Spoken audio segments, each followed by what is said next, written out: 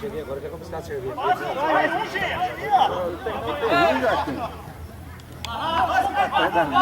Vai,